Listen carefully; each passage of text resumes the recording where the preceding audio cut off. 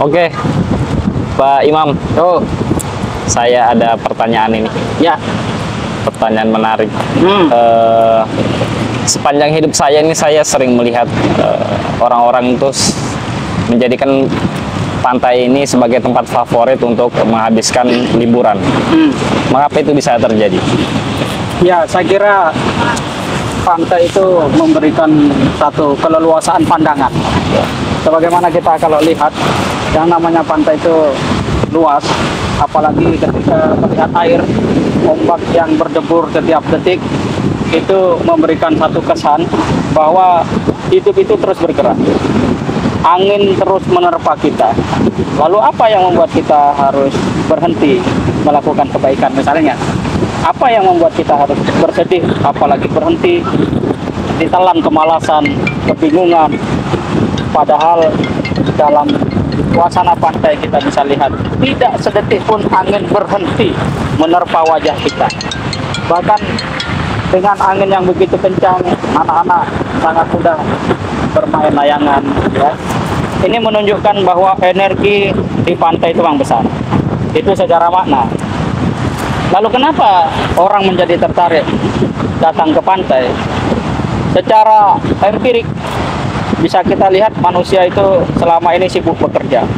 Seakan-akan hidup itu ya bekerja itu. Ya, pagi berangkat, sore pulang, dan tidak ada urusan lebih penting daripada pekerjaan. Dengan datang ke pantai, mereka bisa lepas dari penatnya hari-hari yang penuh rutinitas. Kemudian pada saat yang sama dia bisa merasakan dan mendalami bahwa ternyata hidup itu bukan persoalan bekerja saja gitu. Tetapi juga ada momen bagaimana kita bisa menikmati, ya, ciptaan Tuhan, ciptaan Allah Subhanahu wa taala, bahkan yang menarik kalau itu dilakukan secara bersama-sama. Jadi ini yang menjadikan masyarakat sangat mencintai pantai. Meskipun ketika kita berada di pantai, kita harus tahu sejauh mana batasan kita memiliki kemampuan. Misalnya ketika kita ingin bermandi di air laut, kita harus tahu seberapa kuat kita bisa berenang. Bagaimana juga strateginya berenang di dalam ombak yang begitu besar. Ketika itu semua belum ada, jangan terlalu nekat. Hidup harus ditata, dikelola, dan betul-betul direncanakan dengan baik. Setidak-tidaknya dari pantai itu banyak hal, banyak dimensi yang kita bisa peroleh. Dan kita tahu bahwa mereka yang tidak siap datang ke pantai, kemudian tidak mengerti pantai, lalu bermain dengan seenaknya di laut, dia akan terseret ombak. Untung kalau kemudian dia bisa ditemukan, tapi sebagian dari saudara-saudara kita kemudian terseret dan tidak kembali lagi. Itu adalah sebuah pelajaran bahwa hidup memang harus iqra bismi rabbik, baca dengan nama Tuhan. Karena kalau kita tidak membaca, itu kita akan mengalami satu kesulitan-kesulitan. Contoh misalnya tadi ada anak yang kena ubur-ubur dan dia tidak tahu, tersentuh kakinya dan luka.